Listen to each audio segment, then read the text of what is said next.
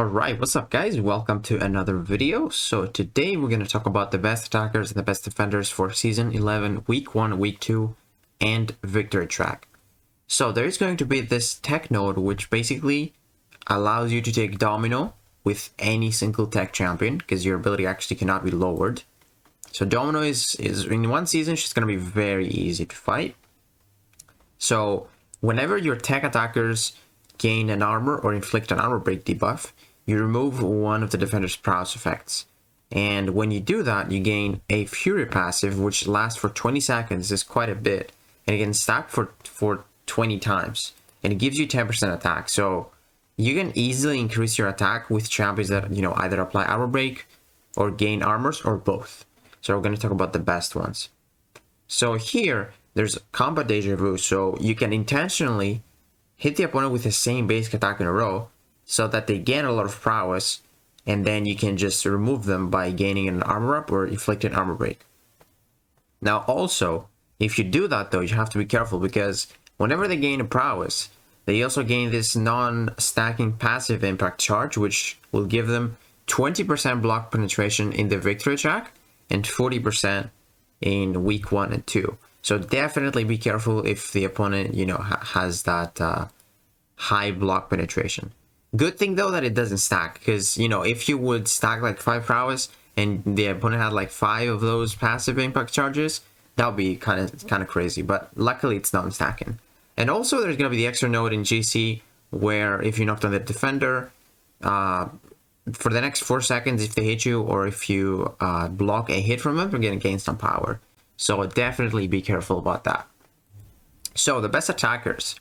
The best attackers are really only tech champions and mystic champions.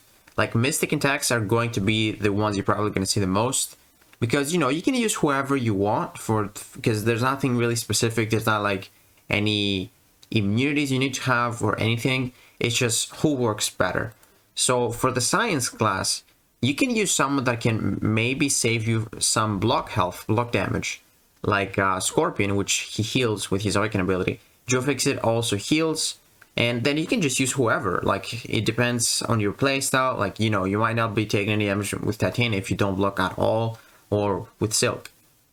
But yeah, skill class, there's also Kate Bishop. Like, I find myself not powering too much with Kate Bishop, not taking any block damage. So I think she's going to work out really great. She can make those fights really, really quick. Mutant class, there is, of course, Kitty Pryde, where, you can just ignore the block damage. You don't even need to block with Kitty Pryde. That's how good she is. But now that we get to the techs, so this is a really good class. I'm probably going to include like at least 8 of tech champions, or I'll try at least, just to try them out. So starting with Future Ant-Man. These guys' armor ups, they count for the node. So whenever you gain one, you are going to remove a prowess. So you're instantly going to gain a bunch of those Furies. So he's pretty amazing for this node. There's also Sam Wilson. His attack is at the highest, but some people got a 7-star. So I'm really curious to see how people do with the 7-star Sam Wilson in this meta, because he's pretty easy to get armor ups with. There is also Civil Warrior, where basically he starts with 2 armors. He also gets, I think, 4 with his special one. And I think every 5 seconds or every 5 hits, he gains one. Yeah, every 5th basic attack of either champion, he's got a 100% chance to get an armor. So he's going to be getting a lot of armors as well. There's a lot of good champs that are going to work very well. Now, Guardian isn't really the greatest because the only way he gets an armor is like if you heavy and consume 1 force field charge. I wouldn't really add him to the deck for that reason. Now, this is probably the best attacker this season. It depends on the rank you have him. So, as you might know, Howard the Duck, he inflicts a ton of armor breaks with his heavy attack. 100% chance to inflict armor break debuff, removing an armor buff. So, that's crazy. He also gains a bunch of armors, when you tap the block, or it depends on the pre-fight you add. So he's probably going to be the fastest champion to get the most Furies from the node. But again, you need to play around the node, so you do the same basic attack in a row. for the opponent to get prowess, unless the defender generates prowess from their own abilities, like Sauron or the 2 versions of Storms or Bishop. So he's gonna be crazy.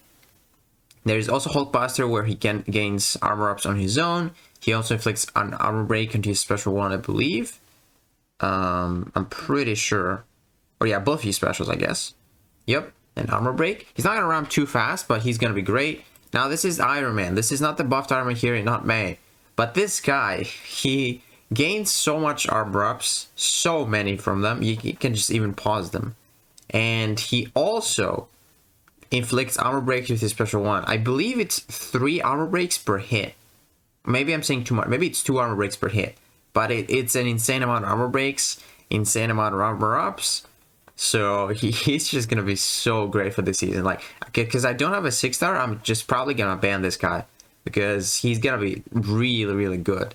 There's also Lady Deathstrike. If you have her awakened every 15 hits, and you know she also has the double hit medium attacks, she's gonna gain an armor. So she's gonna ramp up fairly quick as well, and those ups are gonna start taking for a lot.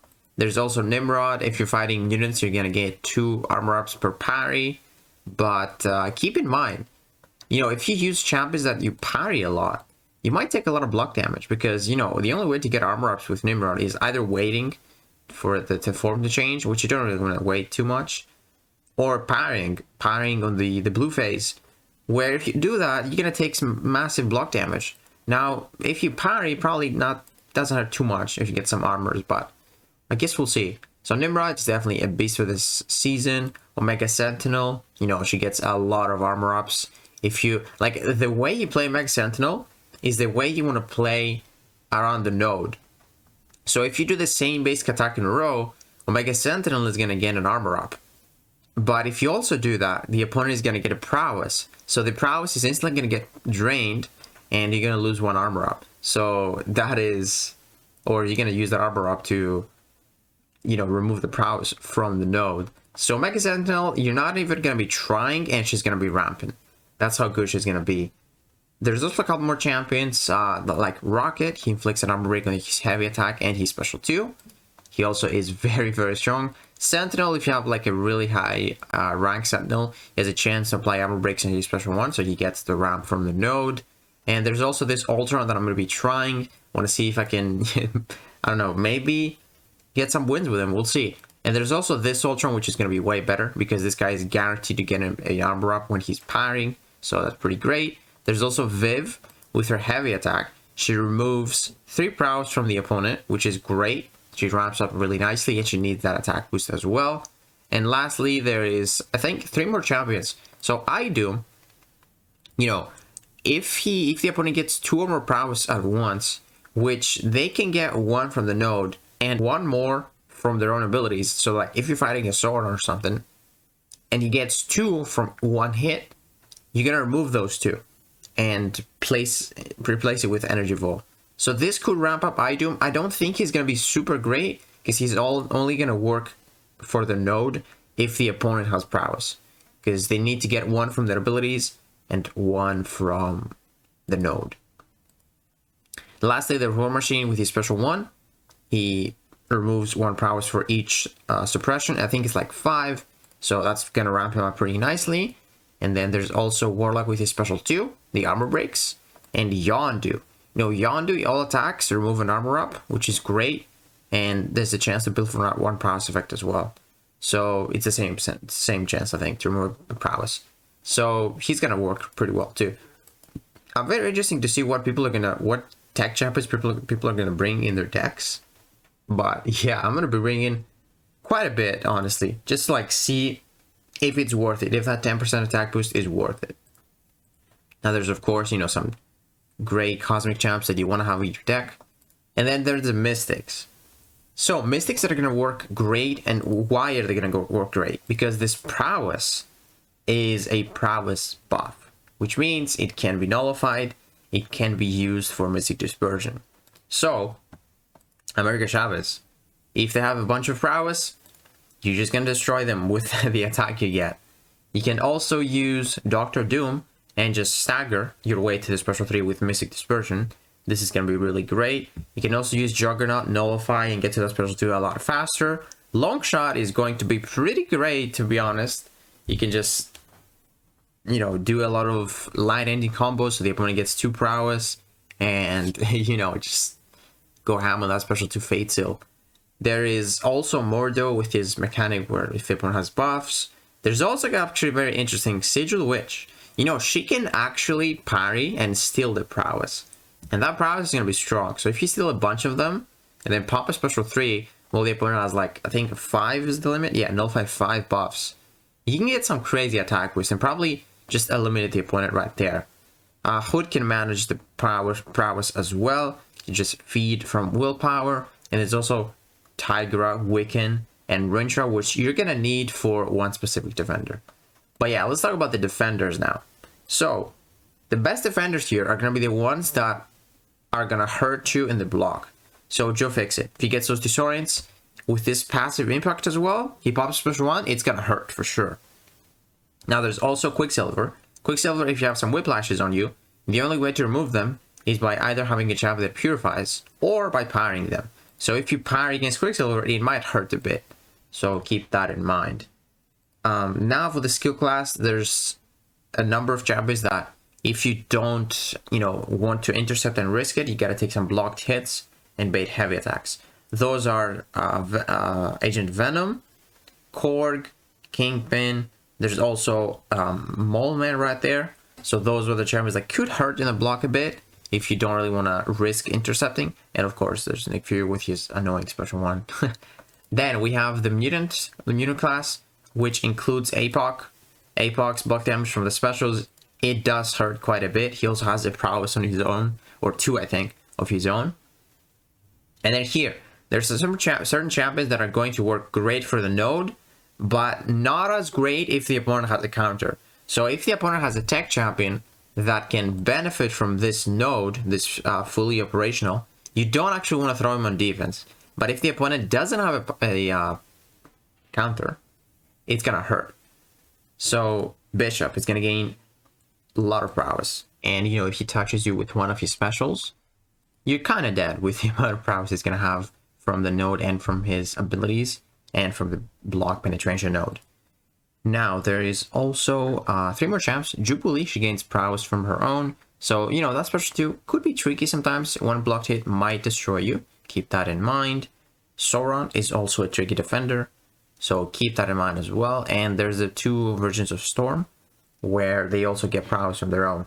Again, they're not going to be too crazy, but you know, if somehow they touch you with a special, it's going to be a pain for sure with the amount of prowess. Now there is 2 tech champions that I included here. There is Shuri, especially if she's a 7-star. If you want to like parry, it's going to hurt a lot. And there's also Guillotine 2099.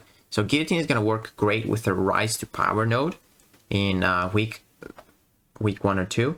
Here, where if you knock down where you need to knock down Guillotine, you know, she can get a lot of power. And she gets power so fast, and getting struck or in the block, she's going to gain a lot more power. So she could be really annoying for that.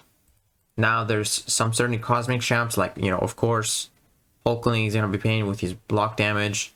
Nova is going to be a big pain, and the best defender is going to be Galen, because those prowess are actually buffs, so that feeds his cosmic, you know, his harvest. So that's going to get him to his harvest a lot faster, and you definitely need to be a little bit scared about that. So that's the champion. That's where you need Tigra, Wiccan, and Rintra. If you don't have a counter for that guy, yeah, it's gonna hurt a lot. So definitely watch out for Galen. You can see quite a few of those. There's also Nihilus where he can destroy you with his block penetration. Not gonna lie, I'm kind of afraid of Nihilus. And then there's of course Cersei, because this season there's gonna be a lot of people that run tech champions. So if you run some good cosmic defenders, it should be a good play. But again, we're gonna see. And then lastly, there is 3 defenders here that I think they're going to stand out. Dr. Doom with his block penetration, it's going to hurt. And there's also Rintra and Ebony Maw. because the fact that you have to knock them down, you have to knock down Rain Charge to remove his charges, and Ebony Maw, ideally if you want to stop that falter. So careful of this Rise to Power node. So yeah, I mean, this meta doesn't seem something like insanely difficult. I think we might see some L3s because of the Rise to Power if you accidentally like take a hit after a knockdown or take a blocked hit after a knockdown. It could be a little bit annoying, but it doesn't seem something too crazy. Like maybe we're gonna see some huge block damage here and there from like Dooms and stuff, but honestly I think it should be a pretty easy node to fight. So yeah, just bring your tech champions, because those are the ones that are probably gonna be the faster ones, and Mystics with Mystic Dispersion, they should be really fun to use as well. So yeah guys, hopefully this video helped you, and if it did, please give it a like, subscribe, and I'll see you in the next one.